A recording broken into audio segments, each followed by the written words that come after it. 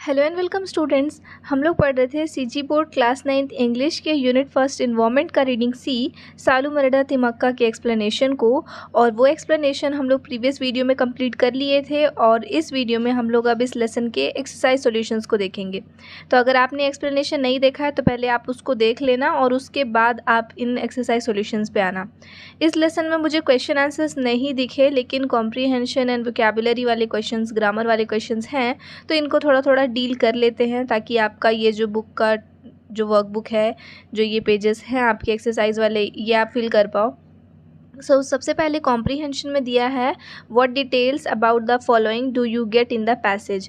आपको पैसेज में ये यहाँ पे इमेज दिया है सालू मरडा तिमक्का का, तो यहाँ से आपको देखना है कि इनके बारे में आपको क्या क्या इन्फॉर्मेशन मिला है आपके टेक्स्ट बुक से, किस किस बारे में बताना है। तो उनके चाइल्डहुड के बारे में क्या इन्फॉर्मेशन मिला, मैरिड लाइफ के बारे में क्या मिला और ऑक्यूपेशन के बारे में क्या मिला। चाइल्डहुड के बारे में आप क्या बता सकते हो, लाइक इनका जो स्कूलिंग था वो बहुत कुछ ऐसा हुआ नहीं, ये एक पुअर फैमिली को बिलोंग करती थी और ये कभी प्रॉपर एजुकेशन इनको मिला नहीं, तो वो चीज़ें आप यहाँ मेंशन कर सकते हो। उसके अलावा इनके मैरिज लाइफ की बात करेंगे तो इनकी शादी जो हुई थी, आप टेक्स्ट बुक में आपका जो फ्रंट वाला पेज है यहाँ पे ही इनका ब्रीफ हिस्ट्री दिया हुआ है। तो अगर मैरिज की बात करें तो अर्ली एज में इनका जो शादी है वो चिक्कई से हो गया था, जो कि एक कैटरल हर्डर थे। और मैरिड लाइफ के बारे में इसके अलावा आप लिख सकते हो कि इस कपल को चिल्ड्रन चाहिए थे, लेकिन 25 ईयर्स शादी के बीत गए, उसके बाद भी इनको बच्चे जो है वो नहीं थे। तो ये हो गया। इसके अलावा अगर फैमिली लाइफ में लिखना हो तो ये लिख सकते हैं कि ये वहाँ पे, हाँ, ऑक्यूपेशन में आ जाएगा। ऑक्यूपेशन में लिख लेंगे इनका कि ये बहुत ही छोटे एज से ही एक क्वारी था, वहाँ पे ये वर्क करती थी क्योंकि इकोनॉमिकली वीक था इनका फैमिली और ये पढ़ी लिखी नहीं थी, तो इनको कोई और वर्क मिलता नहीं। तो ये सारी चीज़ें आप इसमें फीड कर सकते हो।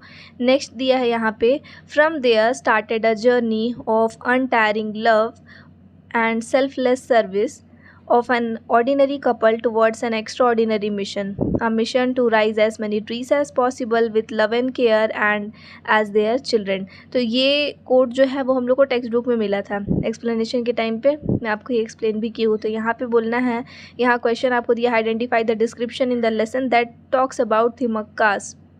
लेसन में कुछ कुछ डिस्क्रिप्शंस दिए हैं ना, तो कहाँ पे इनके अनटायरिंग लव के बारे में पता चलता है, कहाँ पे इनके एम्बिशियस और ये अनकॉमन मिशन के बारे में पता चलता है, कहाँ पे इनके और इनके हस्बैंड जो है वो एक ऑर्डिनरी कपल है इसके बारे में पता चलता है, और कहाँ पर इनके सेल्फलेस सर्विस के बारे में पता चलता है। तो वो तो स्टोरीज़ में है और ये सारे क्वेश्चंस आपको एग्ज़ाम के पर्सपेक्टिव से देखने नहीं मिलेंगे, तो स्टोरी के बेसिस पे आप इनका आंसर दे सकते हो कि इनका अनटायरिंग लव कहाँ पे दिखा, जब ये खुद से पैदल चल के इतने दूर से पानी लेकर, और पूरे में वो लोग चल चल के और वो पानी दिया करते थे 4 किलोमीटर के डिस्टेंस तक, तो वो इनके अनटायरिंग लव का एक एग्जांपल हो गया। डिस्क्रिप्शन मांगा है ना, तो ये वाला पैराग्राफ आप ढूंढना, वहाँ से लिखना है इसको।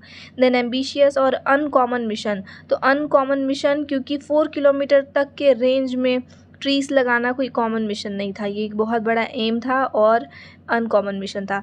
इसके अलावा self and her husband as ordinary couple, ये एक ऑर्डिनरी कपल थे, ये कैसे पता चलता है, तो इनके हस्बैंड एक कैटल हर्डर है और ये भी खुद क्या बोलते हैं कि अनएजुकेटेड है, इलिटरेट है।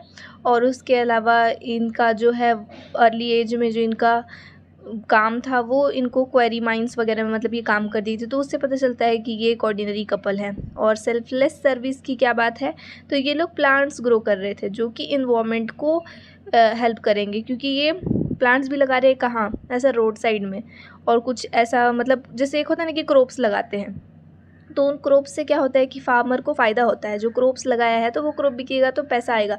लेकिन ये बनियान ट्रीज़ लगा रहे हैं जिनका कोई बेनिफिट इनको नहीं मिलने वाला था, वो भी अपने घर नहीं लगाए कि चलो उसका वुड बेच करके और उसके बाद उससे एक टाइम के बाद पैसा मिलेगा, नहीं, ये लगाए कहाँ पे, रोड साइड पे, तो इनको कहीं पे कुछ बेनिफिट नहीं मिल रहा था, तो ये सेल्फलेस सर्विस था। सो यहाँ से आते हैं अब हम लोग choose the correct answer. First question है, the village Kudur was selected by Timakka to plant trees along the roadside because Kudur village को ये लोग चूज़ किए थे कि इसमें हम लोग इसके रोड साइड में ट्रीज़ जो है वो लगाएंगे, तो उसका क्या रीज़न था। It was near there home, it had a broad road, there were no trees on that road, the weather in Kudur was hot. तो रीज़न है कि वहाँ पे उस रोड पे कोई भी पेड़ ही नहीं थे, ये हम लोग लेसन में देखे हैं। तो इसलिए ये लोग कुदुर को डिसाइड किए थे कि इसके रोड साइड में लगाएंगे। नेक्स्ट है द सैपलिंग्स वर वाटर्ड। जो सैपलिंग्स है मतलब जो पौधे ये लोग लगा रहे थे उनको कब पानी देते थे, मतलब कैसे पानी देते थे, तो from the wells and ponds nearby, आसपास के वेल्स और पॉन्ड से, या फिर अपने घर से अकेले, या फिर वाटर टैंक म्यूनिसिपैलिटी जो है वो पानी देती थी, या फिर रेन वाटर सिर्फ। तो ये लोग कहाँ से देते थे, from the wells and ponds nearby, अपने घर से भी लाते थे। लेकिन आपको स्टेटमेंट क्या दिया है, फ्रॉम देयर होम अलोन, सिर्फ घर से, तो ऐसा नहीं था। आसपास में जो भी वेल्स और पॉन्ड्स मिलते थे उनसे भी ये लोग दे देते थे, इसलिए आप ऑप्शन ए को टिक करोगे। देन आते हैं थर्ड क्वेश्चन पे। तो थर्ड क्वेश्चन में आपसे बोल रहा है Thimmakka has set up a trust to fulfil her plans because. इन्होंने क्या किया, अपने प्लान्स को फुलफिल करने के लिए एक ट्रस्ट जो है वो बनाया था। तो ये ट्रस्ट वो क्यों बनाई, उसका रीज़न पूछ रहा है। तो पहला है she can not do all the work alone, खुद से सारा काम नहीं कर सकती थी। She does not possess the money required, उनको जितने पैसे चाहिए वो इनके पास नहीं थे। इनका एम था कि ये ट्रीज़ को प्रोटेक्ट करे, और उसके बाद में दूसरे लोग और सोशल एक्टिव वर्कर्स जो होते हैं ना, सोशल एक्टिविस्ट, वो इनके साथ में वर्क करते थे, ऐसा है। तो आपको रीज़न देना है कि वो क्यों ट्रस्ट जो है वो बिल्ड की थी, यहाँ पे सेटअप की थी। तो रीज़न क्या था इसका, कि इनके पास में उतना मनी नहीं था जो रिक्वायर्ड है। काम तो वो फिर भी करने को तैयार थी, लेकिन उनके पास उतना पैसा नहीं था, इनको चाहिए इकोनॉमिक सपोर्ट इसके लिए। तो इसका हो जाएगा आपका आंसर ऑप्शन बी। ये हो गया कंप्लीट। देन फोर्थ क्वेश्चन, ये अच्छा क्वेश्चन है एक, मतलब ऐसे बबल्स के फॉर्म में यहाँ पे बोला है, लेकिन आपको एग्जाम में आ सकता है ना रीजनिंग के लिए, कि यहाँ पे बोला है one of the reasons why Thimmakka selected banyan saplings to be planted on the road side was. मतलब रोड के किनारे पे ये बनियान ट्रीज ही क्यों लगाई थी, बनियान के सैपलिंग्स क्यों लगाई थी, इसका आपको एक रीज़न दिया है, और ऐसे 4 पॉसिबल रीजंस आपको यहाँ पास लिखने हैं फॉर बबल्स में। तो दूसरे पॉसिबल रीजंस मतलब आपको लिखने हैं। तो ये क्वेश्चन आपको आ सकता है ना कि वाई बनियान सैपलिंग वॉज प्लांटेड, तो इसके रीजंस लिखने के लिए। तो एक रीज़न तो दे दिया कि जो बनियान है वो जब ग्रो होता है तो वो ह्यूज, बहुत बड़ा सा शेडी ट्री बन जाता है, बड़ा सा पेड़ बन जाता है, और अच्छा खासा शेड देगा वो। तो पहला रीज़न तो ये हो गया, और रीज़न्स आपको लिखने हैं। तो आप 1 बाय 1 मैं बोल रही हूँ, आप उसको वैसे लिख लेना। पहला हो जाएगा, मतलब इसमें रीजनिंग में, दे लिव फॉर सेंचुरीज़। ये जो प्लांट्स है वो बहुत टाइम तक रहते हैं, सो दे लिव फॉर सेंचुरीज़ ये लिख सकते हो। मतलब इनका लाइफ जो है, लाइफ स्पैन जो है वो बहुत लंबा होता है।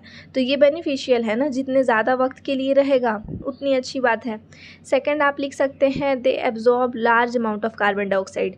बहुत सारा कार्बन डाइऑक्साइड गैस जो है वो ये एब्जॉर्ब कर लेते हैं, तो ये इसका सेकंड हो गया। देन थर्ड में आप यहाँ पर लिख सकते हो their large branches provide shelter for many creatures. मतलब इनके जो ब्रांचेस होते हैं वो बड़े बड़े होते हैं, तो बहुत सारे क्रिएचर्स को वो शेल्टर मिल जाता है वहाँ पे। उसके बाद फोर्थ पॉइंट में आप लिख सकते हो they are considered sacred in Indian tradition. तो इंडियन ट्रेडिशन में जो बनियान ट्री है उसको सेक्रेड माना जाता है, मतलब उसका पूजा भी किया जाता है। तो एक ये रीज़न हो सकता है। देन इसके अलावा जैसे और रीज़न लिख सकते हो they can withdraw strong storms and winds. मतलब कि अगर बहुत तेज़ आंधी और हवा चलता है ना, तो उस चीज़ को भी ये विड्रॉ कर सकते हैं। रीज़न क्या है कि बनियान ट्रीज़ में प्रॉप रूट्स निकलते हैं ना, उसके जो ब्रांचेस होते हैं उसमें से भी रूट्स निकलते हैं जो नीचे तक चले जाते हैं, तो अच्छे से होल्ड करके रखता है। तो स्टॉर्म्स आएंगे, मतलब कि तूफ़ान आएगा, तो उसको भी ये विथस्टैंड कर सकते हैं। तो ये सारे रीज़न्स हैं। अब आप इनमें से जो भी चाहो, मैं 5 रीज़न्स बता दी, तो आप अपने अकॉर्डिंग कोई भी 4 रीज़न्स जो है वो लिख सकते हो। नेक्स्ट आ जाते हैं अब हम लोग वोकैबुलरी पे। So first question, Saalu Marada is a Kannada word which means a row of trees. तो ये कन्नड़ वर्ड है जिसका मीनिंग होता है रो ऑफ ट्रीज़। ये लेसन में हम लोग देखे थे।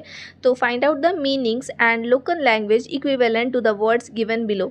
नीचे आपको कुछ वर्ड्स दिए हैं, इन सारे वर्ड्स के लिए आपको इनका मीनिंग लिखना है, और उसके बाद उसको लोकल लैंग्वेज में और क्या बोलते हैं वो लिखना है। तो लोकल लैंग्वेज में मैं आपको बता दूंगी कि हिंदी में इनको क्या बोला जाता है। इसके अलावा, क्योंकि अब कन्नड़ लैंग्वेज का तो मैं नहीं बता पाऊँगी आपको, और कन्नड़ लैंग्वेज का आपके लिए डिफ़िकल्ट भी हो जाएगा। इजी ये रहेगा कि हम लोग हिंदी लैंग्वेज में ही देख लें, तो हमारे लिए तो लोकल लैंग्वेज वही है। तो फर्स्ट हो गया यहाँ पे फिकस ट्री। फिकस ट्री का मीनिंग क्या होता है, द बनियान या फिर फिग ट्री। अब इसको लोकल लैंग्वेज में क्या बोलते हैं, तो यहाँ पर आप लिखोगे बरगद। हिंदी लिख देना ब्रैकेट में, या फिर लोकल लैंग्वेज, चलो छोड़ो लैंग्वेज ना लिखे तो बस आप बरगद लिख दिए। देन तालुक, तालुक का मतलब होता है, यहाँ पे आप क्या लिखोगे, एडमिनिस्ट्रेटिव सब डिवीज़न, ठीक है। उसके बाद अब इसको लोकल लैंग्वेज में बोलते हैं तहसील। देन आते हैं मॉनसून, तो मॉनसून का मतलब होता है एक ऐसा सीज़न जिसमें हैवी रेन आए ना, तो यहाँ पे लिखना सीज़न ब्रिंगिंग हैवी रेन, और इसको हिंदी में यहाँ पास आप लिख सकते हैं वर्षा ऋतु। देन आते हैं कैटल, कैटल के लिए क्या हो जाएगा, डोमेस्टिक एनिमल्स, तो डोमेस्टिक एनिमल्स, और हिंदी में आप लोकल लैंग्वेज में पशु। तो ये हो गया आपका ये वाला टेबल फिल हो गया। नेक्स्ट आ जाते हैं सेकंड वाले में। यहाँ पे आपको क्या दिया हुआ है, कुछ प्रीफिक्स दिया है, मतलब वर्ड रूट्स दिए हुए हैं, पूरे वर्ड्स लिखे हुए इतने सारे, इनके सामने आपको प्रीफिक्स लगाना है, और वो प्रीफिक्स लगाने के बाद वो जो नया वर्ड बनेगा वो आपको यहाँ पे लिखना है।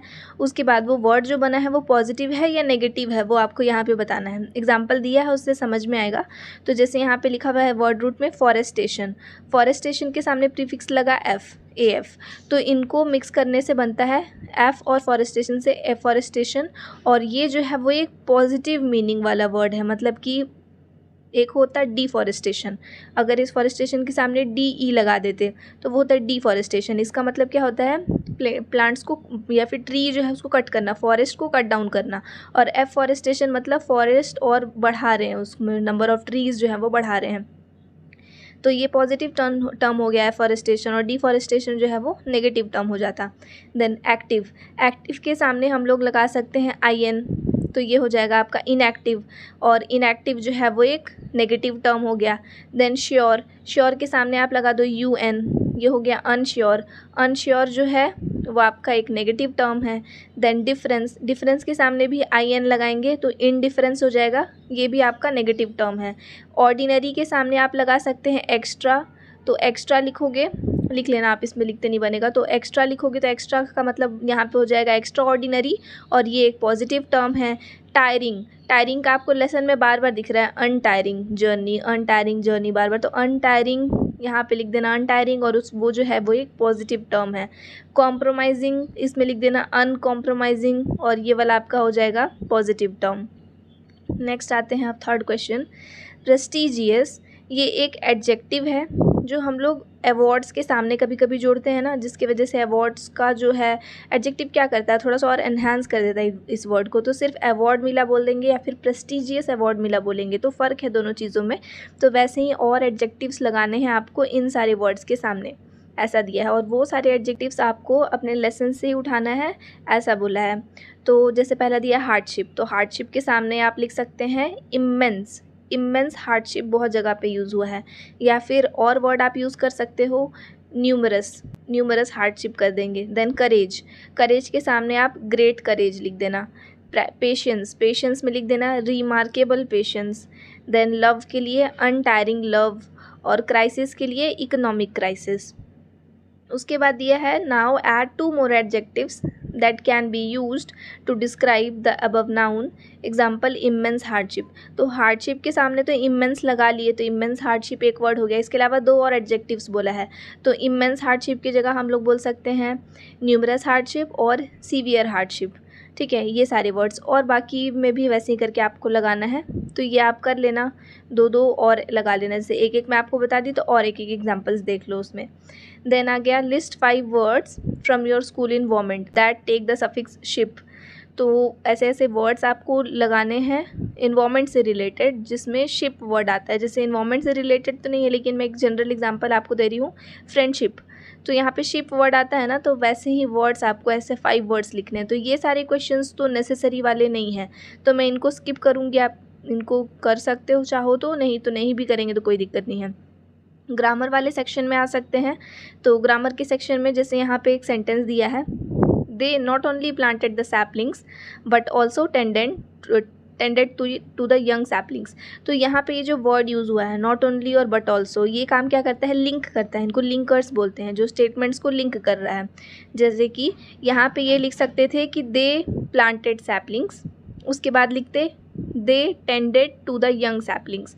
अब इन दोनों को आपको कंबाइन करना है, तो हम लिख दिए they not only planted the saplings but also tended to the young saplings. मतलब ना कि वो सिर्फ सैपलिंग्स लगाए, बल्कि जो छोटे छोटे जब उनमें से प्लांट्स निकलते थे तो उनको देखने भी जाते थे, उनका केयर भी करते थे।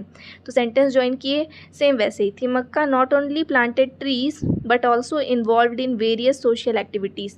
सो यहाँ पे दो स्टेटमेंट था कि थिमक्का ट्रीज़ लगाते थे और थिमक्का सोशल एक्टिविटीज़ में भी पार्टिसिपेट करते थे। तो यहाँ पे दोनों को कंबाइन कर दिया कि वो ना सिर्फ ट्री लगाते थे बल्कि सोशल एक्टिविटीज़ में भी पार्टिसिपेट करते थे या इन्वॉल्व रहते थे। तो स्टेटमेंट्स को यहाँ पे ज्वाइन किया, तो सेम वैसे ही आपको यहाँ पे कुछ स्टेटमेंट्स दिए हैं और इनको ज्वाइन करने के लिए बोला है।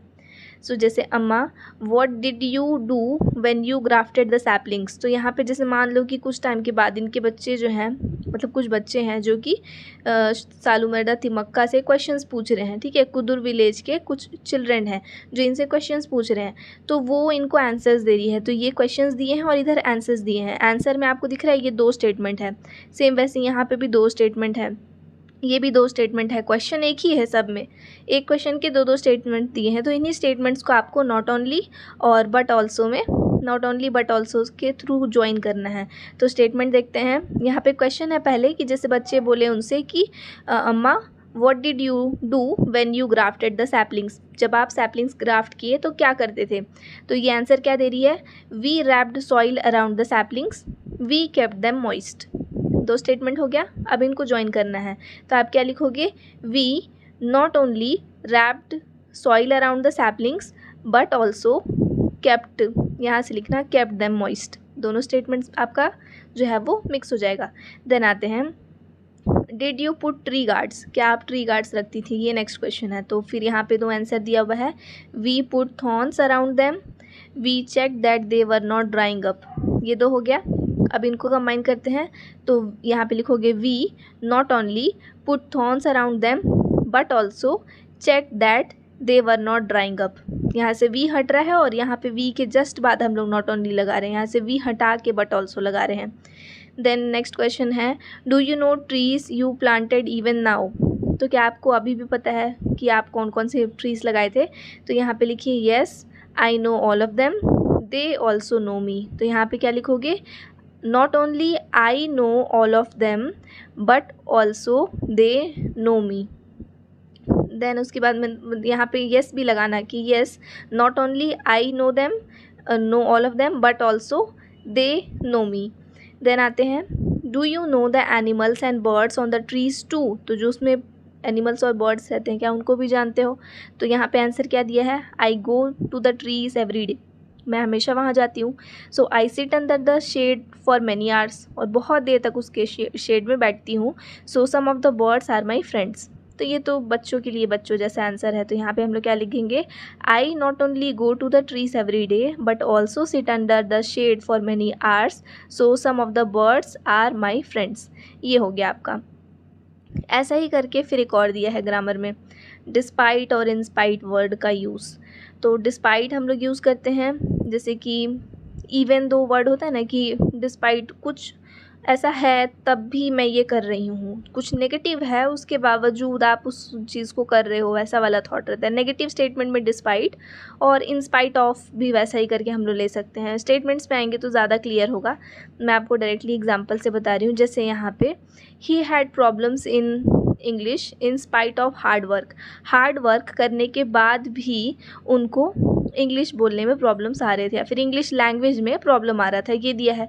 नेक्स्ट है he stood first in the class despite not doing much work, ज़्यादा काम ना करने के बाद भी वो क्लास में फर्स्ट आया। यहाँ पे क्या दिया है, हार्ड वर्क करने के बाद भी उनको प्रॉब्लम्स आ रहे हैं, और यहाँ पे ज़्यादा वर्क नहीं करने के बाद भी वो क्लास में फर्स्ट आए हैं। तो इंस्पाइट हो या डिस्पाइट हो ऑलमोस्ट उसी तरह से यूज़ हो रहा है। तो यहाँ पे फिर आपको कुछ सेंटेंस दिए हैं और उसको कंबाइन करने बोला है डिस्पाइट और इंस्पाइट का ही यूज़ करके। तो जैसे ये डिस्पाइट वर्ड दिया है और उसके बाद में ये सारे क्वेश्चंस हैं उसके लिए, और इंस्पाइट ऑफ दिया है और फिर ये सारे हैं, और फिर इनको मैच करना है आपको इधर स्टेटमेंट्स में ला करके। मैं एक दो आपको एग्जाम्पल से बता रही हूँ, ये भी बहुत नेसेसरी वाला पोर्शन नहीं है कि आपको एग्जाम्स में दिखे, लेकिन अब दिया है यहाँ पे तो मैं एक्सप्लेन कर दे रही हूँ। तो पहले जैसे कि यहाँ पे देखो, all the awards and honour she received, she is as simple as and humble as ever. तो in spite of all the awards and honors she received, she is as simple and humble as ever। तो इसका क्या मतलब हुआ कि in spite of मतलब कि बहुत सारे awards और honors मिलने के बाद भी वो बहुत simple और humble टाइप की पर्सन है, ऐसा दिया है। देन इसके अलावा और क्या ले सकते हैं,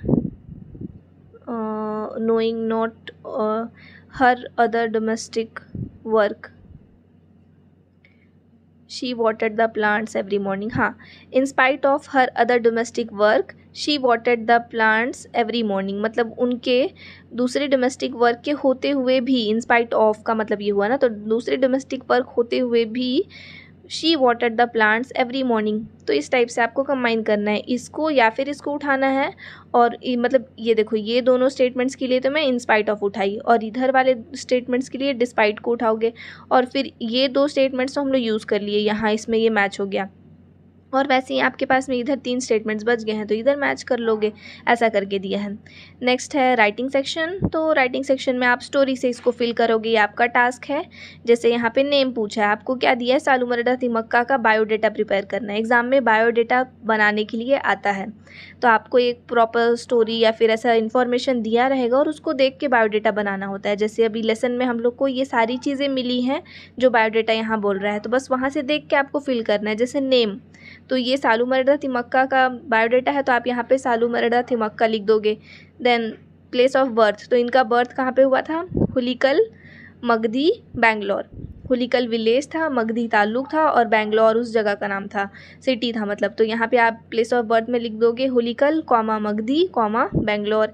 देन पेरेंटेज वैसे लिखोगे, चाइल्डहुड और एजुकेशन लिखोगे कि इनको कोई फॉर्मल एजुकेशन नहीं मिला। मैरिटल स्टेटस लिखोगे कि मैरिड थी।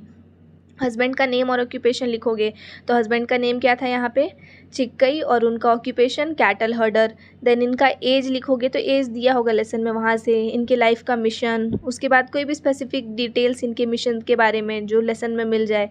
कोई दूसरे सोशल एक्टिविटीज़ जो ये करती थी, या फिर सोशल कंट्रीब्यूशन जो सोसाइटी पे इनका रहा।